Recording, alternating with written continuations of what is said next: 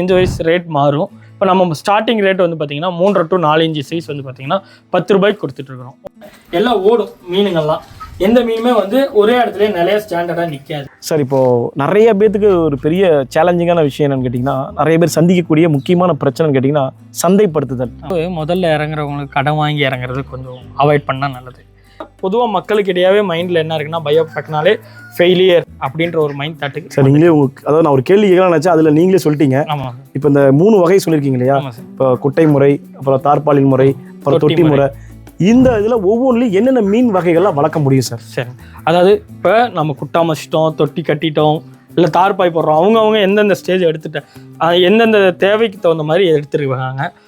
இதில் முக்கியமான விஷயம் என்னென்னா, மெயினே அவங்க இதில் என்ன வகையான மீனை வளர்த்தலாம் அப்படின்றத அவங்க தெரிஞ்சுக்கணும் முதல்ல. அதுக்கு தான் முதல்ல வந்து நம்ம குட்டையை எங்கே நம்மள்ட்ட வாங்கினாலும் சரி, வெளியே வாங்கினாலும் சரி, எல்லா விவசாயிகளும் நல்லா இருக்கணும், எல்லாருமே நல்லா இருக்கும். அதனால குறிப்பாக மீன் வளர்த்தணும்னு நினைக்கிறவங்க தயவு செஞ்சு குட்டையை நேரில் போய் பாருங்கள். என்னென்ன மாதிரி மீன் வச்சுருக்காங்க, என்னென்ன வகை மீன் வச்சுருக்காங்க, அந்த மீனை பற்றி உங்களுக்கு என்ன புரிதல் இருக்குது, அதை என்ன சந்தேகம் இருக்கோ அவங்கள்ட்ட தெளிவாக கேளுங்க. இப்போ வந்து பார்த்திங்கன்னா சார், மண்குட்டை அப்படின்னு எடுத்துக்கிட்டிங்கன்னா, மண்குட்டையில் எல்லா வகையான மீனும் வளர்த்தலாம். இதுதான் வளர்த்த முடியும், அதுதான் வளர்த்த முடியுன்ட்டு இல்லை.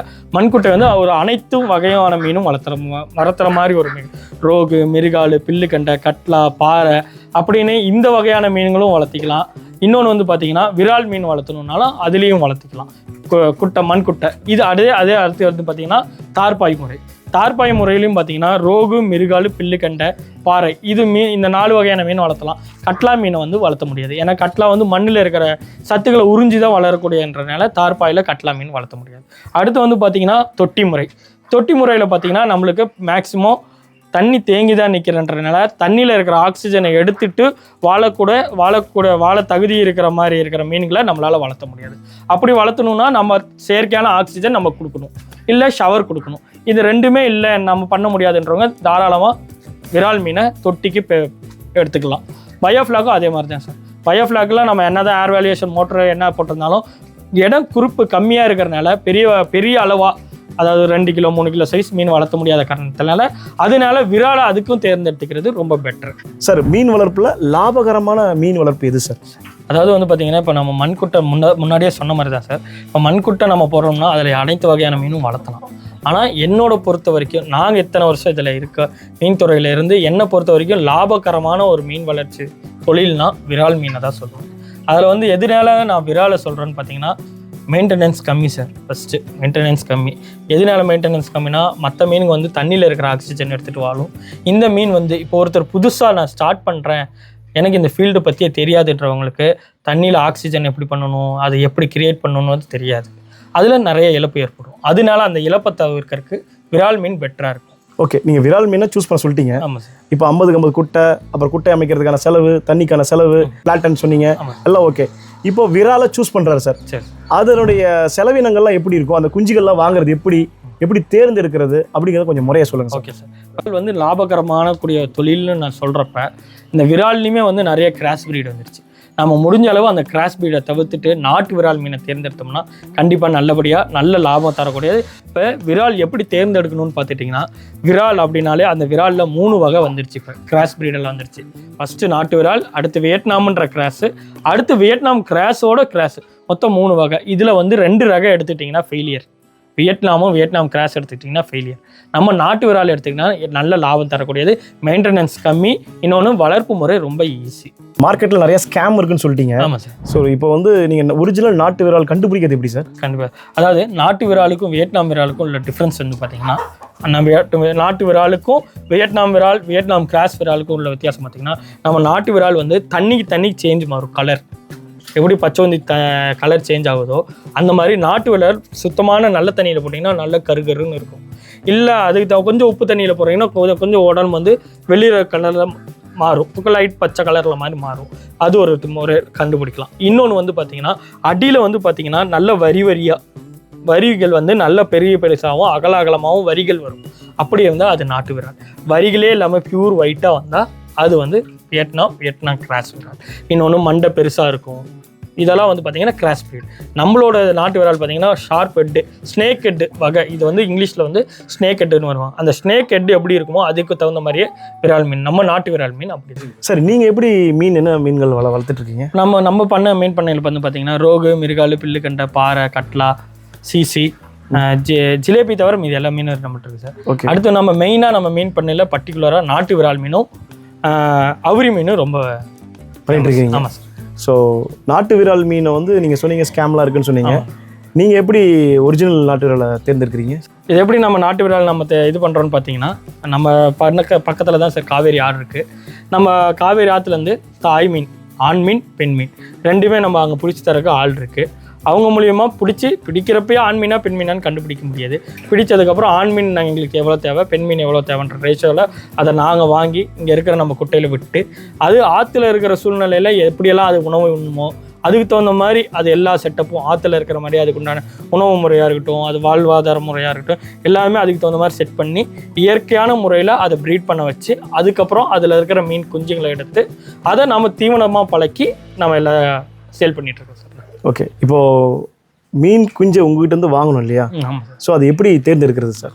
சார் ஃபஸ்ட்டு வந்து இப்போ நம்ம இந்த வீடியோ முழு நோக்கமே புதுசாக ஸ்டார்ட் பண்ணுறவங்க அப்படின்ற இந்த துறை பற்றி எதுவுமே தெரியாது, நம்ம புதுசாக உள்ள வரவங்களுக்கு தான் அப்படின்றவங்களுக்காக தான் இந்த வீடியோ முதல் பதிவு.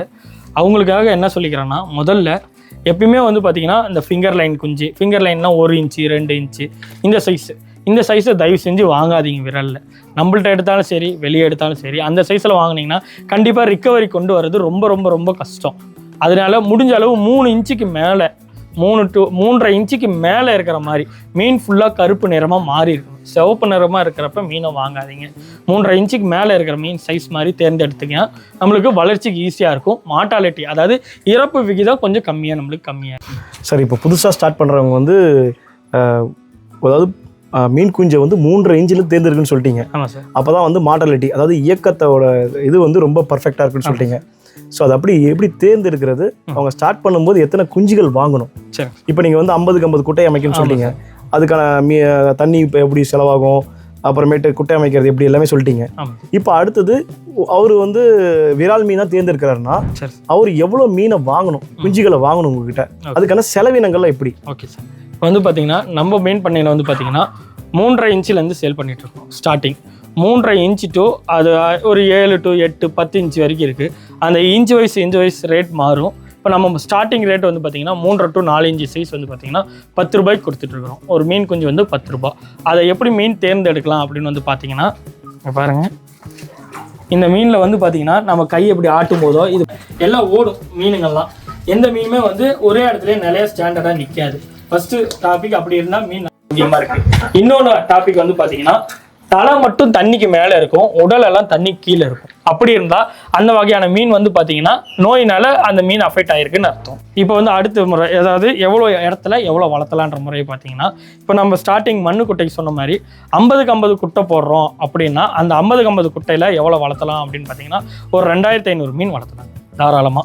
2500. இப்போ நம்ம விரால் மீன் தண்ணியில் தான் நம்ம இதில் அதாவது தண்ணியில் இருக்கிற ஆக்சிஜன் எடுத்து வளர போகிறது இல்லை அப்படின்ற காரணத்தினால ஒரு 500 சேர்த்து கூட விடலாம். ஒரு 3000 மீன், ஒரு 50 தாராளமாக ஒரு 3000 மீன் வரைக்கும் கூட நம்ம இது பண்ணலாம். இந்த விரால மீனை பொறுத்த வரைக்கும் முக்கியமான ஒரே ஒரு தேவை தீவனம் தான் இந்த மீனுக்கு தேவை. சார், இப்போ விரால் மீனை தேர்ந்தெடுத்தாச்சு சார். சரி சார். அதுக்கான தீவன செலவு மொத்த வளர்ப்புக்கு எவ்வளோ செலவாகும் சார்? எவ்வளோ காலங்கள் எடுத்துக்கும் சார்? இப்போ நம்ம விரால் மீன் ஒரு 3 to 4 இன்ச்சு அந்த சைஸில் நம்ம எடுக்கிறோம்னா 8 மாதம் நம்ம வந்து வளர்த்தணும் சார். இப்போ 8 மாதத்துக்கு வந்து அதுக்கு ஒரு தீவனம் வந்து 1000 மீனுக்கு 1250 கிலோ தீவனம் தேவைப்படும் 8 மாதத்துக்கு. இது என்ன கணக்குனா ஒரு மீன் 1.25 கிலோ தீவனம் கணக்கு. அந்த கணக்கு எடுத்துட்டோம்னா ஒரு மீன் 1 கிலோ வரும் 8 மாதத்தில். உங்களுக்கு செலவுன்னு பார்த்தீங்கன்னா கிலோ 110 ரூபா தீவனம். கிலோ 110 ரூபான்றப்ப 1,10,000 தீவன செலவாகும் சார்.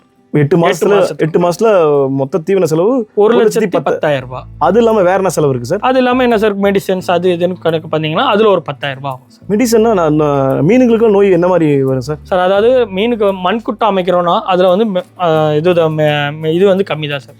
நோய்களுக்கு வந்து கம்மி. தொட்டி இது தார்பாய் பயோஃபிளாக்ல வளர்த்துறோம்னா கம்பல்சரி நோய் வரும். எதனாலன்னு பார்த்தீங்கன்னா ஃபர்ஸ்ட் வந்து வெயில் டைரக்ட் சன்லைட் படுறப்ப தண்ணியில் இருக்கிற pH லெவல் மாறுறதுனால அதுக்கு மேலே வந்து நோய்கள் வரும். தோல் நோய் ஒன்று வரும். ஓகே, அது ஒன்று. ரெண்டாவது வந்து பார்த்தீங்கன்னா தண்ணியில் இருக்கிற ஆக்சிஜன் டிஸ்வால்வ் ஆயிடுச்சுன்னா அது வந்து தண்ணி கடினத்தன்மை ஆயிரும், அது ஒரு ப்ராப்ளம் வந்துடும். இன்னொன்று வந்து பார்த்தீங்கன்னா நம்ம தண்ணி இப்போ தண்ணி டெய்லி மாற்ற சொல்லியிருக்கு, தண்ணி மாற்றலை, எனக்கு தண்ணி வந்து மாற்ற முடியாத சூழ்நிலை அப்படின்னா என்ன ஆகும்னா மீனோட வேஸ்ட்டு நம்ம போடுற தீவனத்தோட எல்லா தீவனமும் எடுக்காது சார், கொஞ்சம் வேஸ்ட் கீழே போகுது இல்லைங்களா, அதோட வேஸ்ட் எல்லாம் கீழே தங்குச்சுன்னா அதுதான் ஃபர்ஸ்ட் சொன்ன மாதிரி அமோனியா கேஸாக ஃபார்ம் ஆக ஆரம்பிச்சிடும். அந்த அமோனியா வந்து மீனுக்கு சுவாசிக்க கோளாறு, கண்ணு கோளாறு இந்த மாதிரி ஏற்படுத்தும். அந்த டைம்ல நம்மளுக்கு மெடிசன் தேவைப்படும். அதுக்கான செலவுகள் எவ்வளோ வரும் சார்? அதிகபட்சம் நம்மளுக்கு முடிஞ்ச அளவு நம்ம கையில் இருக்கிற செலவே எடுத்துக்கலாம். நம்ம கையை தாண்டி போகுதுன்றப்ப அதுக்குண்டான மெடிசன் செலவு ஒரு 10,000 ரூபாய்க்குள்ள வரும். 10,000 ரூபாய்க்குள்ள வரும். சரிங்க சார், இப்போ வந்து 1,10,000 ரூபாய் வந்து தீவன செலவு, மருத்துவ செலவு ஒரு 10,000 ரூபாய். அது குட்டாமச்சா பெருசாக செலவு இருக்காது. மற்ற விஷயங்கள்லாம் பண்ணும்போது நமக்கு மருத்துவ செலவு இருக்கும்.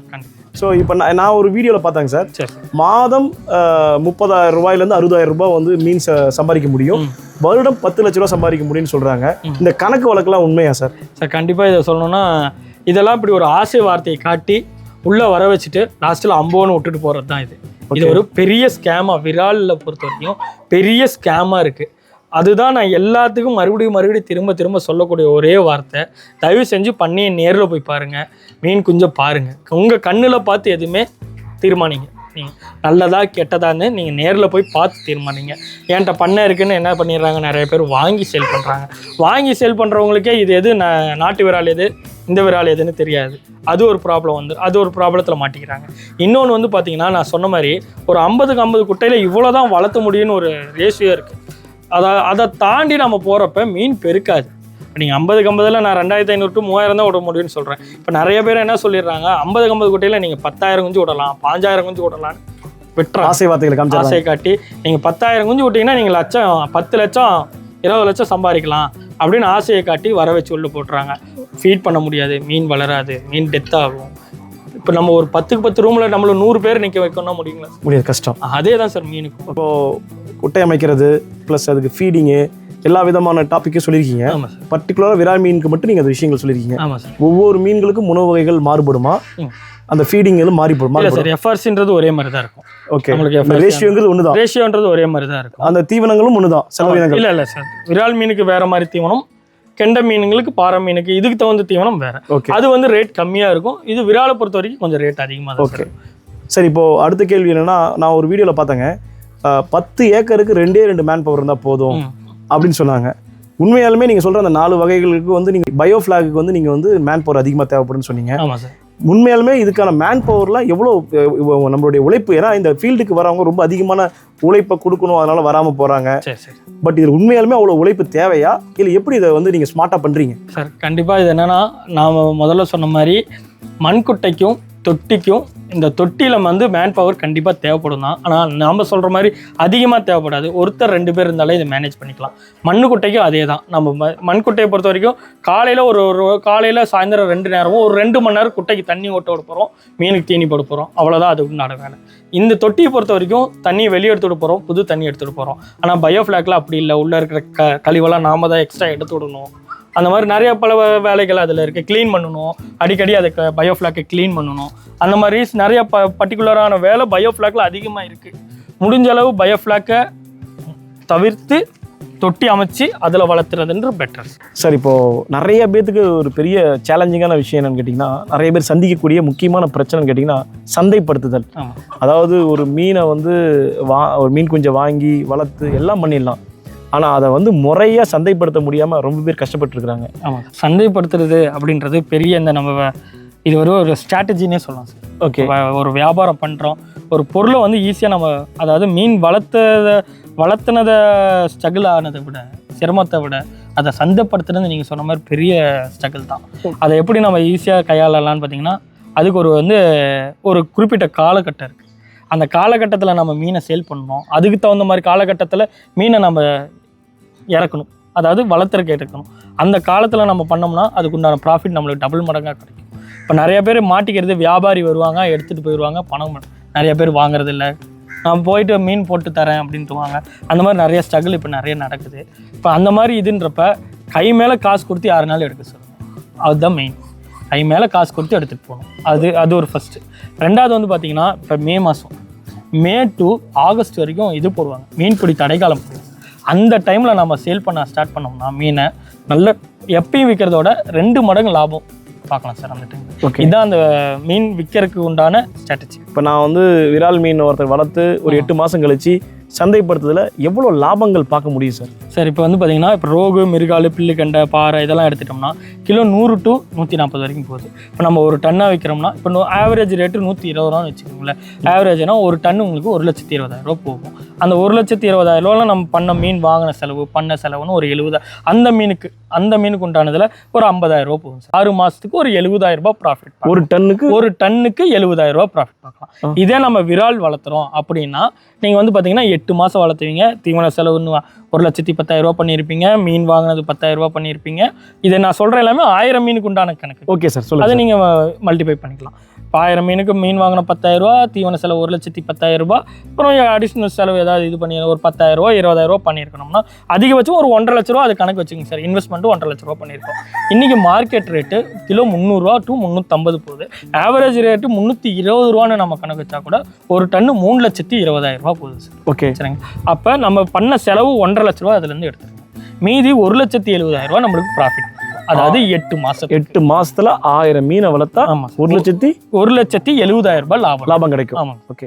இப்போ இன்னொன்று எங்கள் பண்ணையில் பொறுத்த வரைக்கும் நாங்கள் கொடுக்குற ஒரு ஸ்பெஷல் இது என்னன்னு சொன்னீங்கன்னா, நம்மள்ட்ட வாங்குற கஸ்டமருக்கு நானே பைபேக் பண்ணிக்கிறேன். ஓகே, பைபேக் அந்த ஸ்பாட்லேயே பேமெண்ட். ஸ்பாட் பேமெண்ட், ஸ்பாட்லேயே எல்லாத்தையும் நான் கிளியர் பண்ணி கொடுத்துருவேன். அதை கொஞ்சம் விவரமாக சொன்னால் புரியும் சார். ஏன்னா இப்போ மீன் குஞ்சை நீங்களே உங்கள்கிட்ட இருந்து வாங்கிட்டு போகிறவங்களுக்கு அவங்களுக்கு வளர்ப்பு முறையும் சொல்லி கொடுத்து, அதாவது ஆமாம் அவங்களுக்கு தீவிரம் நீங்கள் என்னென்ன சப்போர்ட் பண்ணுவீங்க உங்களுக்கு சார்? நம்ம பண்ணையோட இது சிறப்பவே அதுதான். என்னன்னு பார்த்தீங்கன்னா, இப்போ நீங்கள் அவங்களுக்கு அன்றைக்கி இன்னும் நம்ம ஒரு பர்டிகுலரான ஒரு டேட் போட்டு எல்லா விவசாயிகளையும் வர சொல்லி, இல்லை மீன் வளர்க்கணும்னு ஆசைப்படுறவங்களையும் வர சொல்லி ஒரு கிளாஸ் போடுவோம். ஃப்ரீ, இலவச கிளாஸ் தான். மதிய உணவு ஃப்ரீ, தேநீர் ஃப்ரீ, அந்த மாதிரி எல்லாமே போட்டு இந்த மீன் வளர்த்துறதுல அந்த நோய்க்கு உண்டான எக்ஸ்பர்ட் அவங்கள வர சொல்லி அதுக்கு என்ன நோய்க்கு என்ன இது பண்ணணுன்றது அவங்களுக்கு எல்லாமே ஒரு வகுப்பாகவே மாதத்துக்கு ஒரு முறை எடுத்துகிட்டு இருக்கோம். அதுக்கு என்னால் வகுப்புக்கு அட்டன் பண்ண முடியாது, வர முடியாது அப்படின்றவங்களுக்கு பண்ணைக்கு நேராக வந்தீங்கன்னா உங்களுக்கு எல்லாமே உங்களுக்கு தனிப்பட்ட முறையாகவும் எல்லா ரீதியாகவும் நாங்கள் ஹெல்ப் பண்ணுறோம், எல்லா ரீதியாகவும் சொல்லித்தரோம். அது ஒரு இது. ரெண்டாவது வந்து பார்த்திங்கன்னா, மீன் வாங்குறதுலேருந்து பண்ணைக்குட்டை அமைச்சு மீன் வாங்குறதுலேருந்து மீன் சந்தைப்படுத்துகிற வரைக்கும் எங்களுக்கு என்னென்ன அவங்களால உதவி பண்ண முடியுமோ எல்லா உதவியும் நாங்கள் பண்ணித்தரோம். ஓகே. இல்லை தொட்டி கட்டணும், தமிழ்நாடு ஃபுல்லாக தொட்டி கட்டணும், தொட்டி முறையில் நம்ம மீன் வளர்த்தணுன்றவங்களுக்கு நாங்களே எங்கள் மேஸ்திரி அவங்களுக்கு வந்து ஆல்ரெடி தொட்டி மீன் வளர்த்துறதுக்கு உண்டான தொட்டி எப்படி கட்டணுன்ற முறையை தெரிஞ்சு அவங்க கட்டுறவங்க அவங்கள கூட்டிகிட்டு வந்து உங்கள் இடத்துல நாங்கள் தொட்டியும் கட்டித்தரோம். அது ஒரு ஹெல்ப் பண்ணித்தரோம் சார். ஓகே. இன்னொன்று, மீன் எல்லாமே வளர்த்திட்டோம் நான் சேல் பண்ண முடியலன்னா அவங்களுக்கு சிறந்த நல்ல ரேட்டில் அன்னைக்கு மார்க்கெட் ரேட்டில் நாங்களே சந்தைப்படுத்தி கொடுத்தோம். மீன் பண்ணை வந்து முழு நேர பிஸ்னஸாக பண்ணலாமா? சரி. இல்லை பார்ட் டைமாக பண்ணலாமா சார்? சார், பார்ட் டைமாகவும் பண்ணலாம், முழு நேரமாகவும் பண்ணலாம். அதாவது அவங்க எடுக்கிற சொன்ன மாதிரி அவங்களுக்கு எடுக்கிற இடத்த பொறுத்தும் அவங்களுக்கு உண்டான சூழ்நிலைகளை பொறுத்தும் அதை மாற்றிக்கலாம். பகுதி நேரம் பண்ணால் அதுக்குண்டான லாபம், முழு நேரம் பண்ணால் அதுக்குண்டான லாபம் அப்படின்னு வச்சுக்கலாம். இல்லை எனக்கு இடம் நிறையா இருக்குன்னா முழு நேரம் அவங்க அதிலே இறங்கிடும். சார், மீன் பண்ணை அமைக்கிறதுக்கு வந்து முதலீடு ரொம்ப முக்கியம் சார். ஆமாம். இதில் வந்து கவர்மெண்ட் சைடில் வந்து ஏதாவது மானியம் இருக்கா, இல்லை வந்து பார்த்தீங்கன்னா கடன் வாங்கி பண்ணலாமா? இது எதை தேர்ந்தெடுத்தால் லாபகரமாக அமையும், எப்படி அவங்க கரெக்டான பாதையில் போகணுங்கிறது உங்களுக்கு ஆல்ரெடி நீங்கள் ஸ்டார்ட் பண்ணும்போது நிறைய டிஃபிகல்ட்டிஸ் ஹேண்டில் பண்ணியிருக்கீங்க ஃபினான்ஷியலாக. ஸோ ஃபினான்ஷியலுங்கிறது ரொம்ப மேஜர் ரோல்ஸ் பிஸ்னஸில். ஸோ அதில் என்ன மாதிரி ஸ்டெப்ஸை நம்ம மூவ் பண்ணலாங்க சொல்லி கொடுங்க சார். முடிஞ்ச அளவு முதல்ல இறங்குறவங்களுக்கு கடன் வாங்கி இறங்குறது கொஞ்சம் அவாய்ட் பண்ணால் நல்லது. ஏன்னா நம்ம கையில் எவ்வளோ இருக்கோ அதுக்கு தகுந்த மாதிரி வச்சு நம்ம ஸ்டார்ட் பண்ணோம்னா அது பெட்ரு. அது இன்னொன்று வந்து பார்த்திங்கன்னா, மானியம் அப்படின்னு சொன்னது இப்போ தனியாக யாருனாலையும் மானியம் வாங்க முடியாது சார். இப்போ வந்து கவர்மெண்ட் மூலியம் மட்டுமா தான் அது அப்ரூவல் ஆகிட்டு இருக்கு. அதாவது நீங்கள் பண்ணுக்குட்டை வெட்டிட்டிங்கன்னா அந்தந்த ஊர் கலெக்டர் ஆஃபீஸில் மீன் வளர்ப்பு துறையினே தனியாக ஒரு இவங்க இருக்காங்க, ஒரு ஆஃபீஸே உள்ளே இருக்குது. அந்தந்த ஊர் கலெக்டர் ஆஃபீஸில் எல்லா கலெக்டர் ஆஃபீஸ்லேயும் மீன் வளர்ப்பு துறைன்னு ஒன்று இருக்காங்க.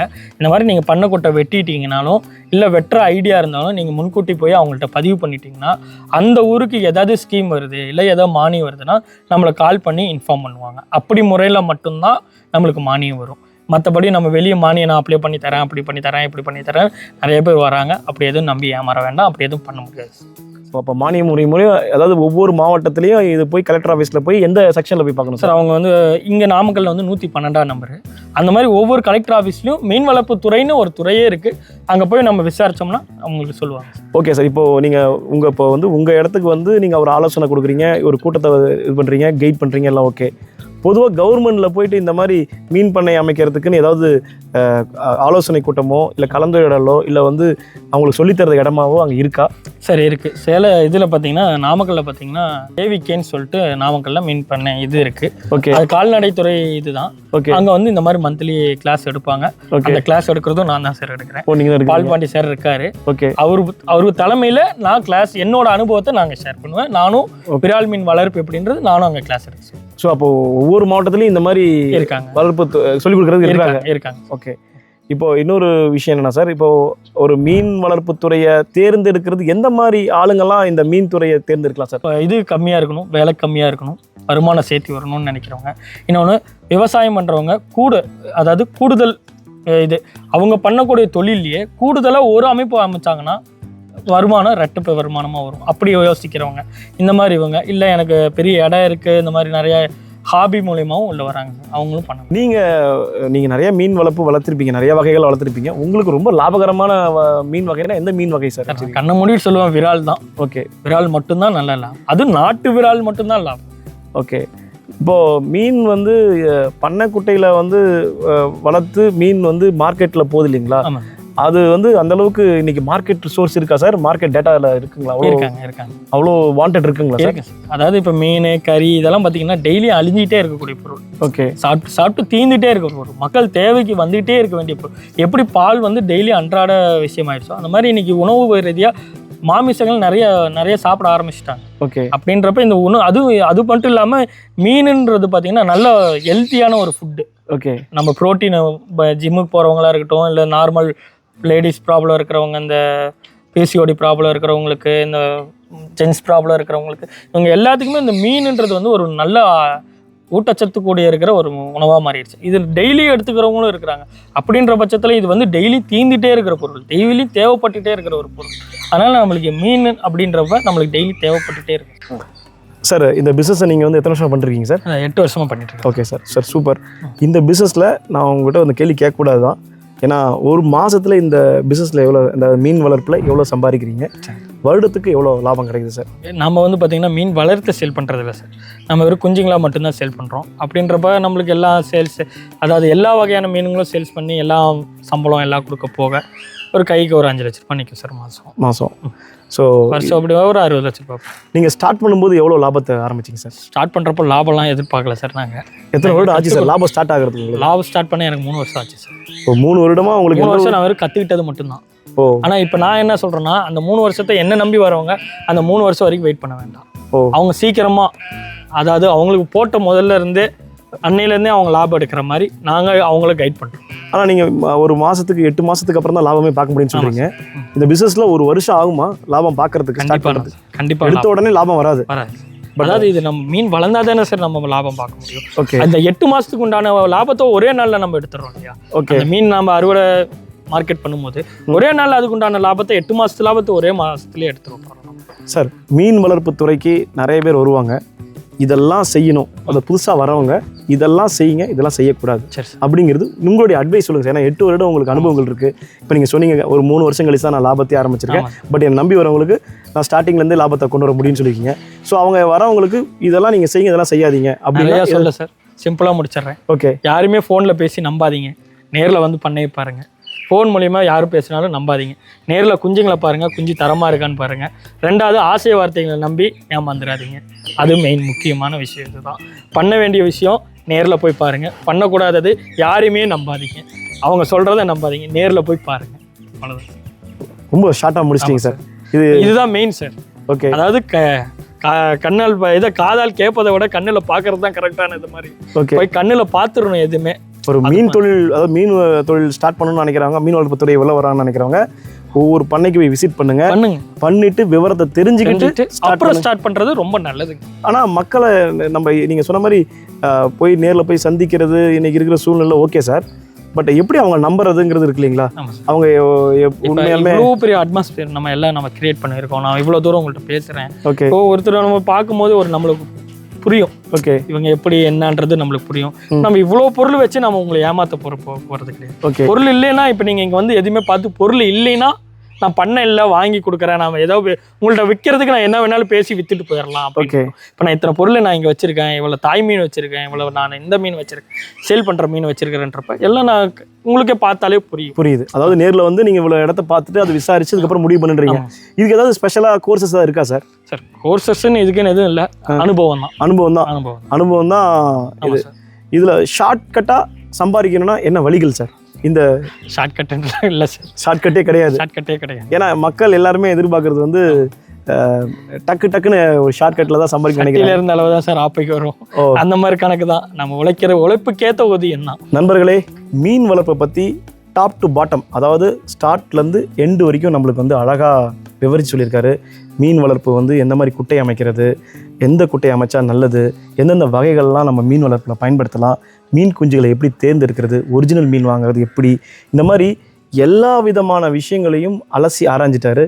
யார் வந்து இந்த மீன் வளர்ப்பு துறைக்கு செட் ஆகும், எப்படி அவங்களுக்கு பயிற்சி கொடுக்க முடியும், கவர்மெண்ட்டில் லோன் ஃபெசிலிட்டிஸ் எப்படி, அந்த மாதிரி நம்மளுடைய பல கேள்விகளுக்கு அழகாக பதில் சொல்லியிருக்காரு mister Mehta. Thank you very much sir. RJ tech Tamil சார்பாக நன்றி தெரிவிச்சுக்கிறேன். கண்டிப்பாக நன்றி சார். நன்றி சார். ஸோ வியூவர்ஸ், இந்த மாதிரி அடுத்தடுத்த வீடியோவில் நிறைய உங்களுக்காக கண்டென்ட் வச்சுருக்கேன். நீங்கள் செய்ய வேண்டியது ஒன்றே தான், ஆர்ஜே டாக்ஸ் தமிழை சப்ஸ்கிரைப் பண்ண மறந்துடாதீங்க. நன்றி, வணக்கம்.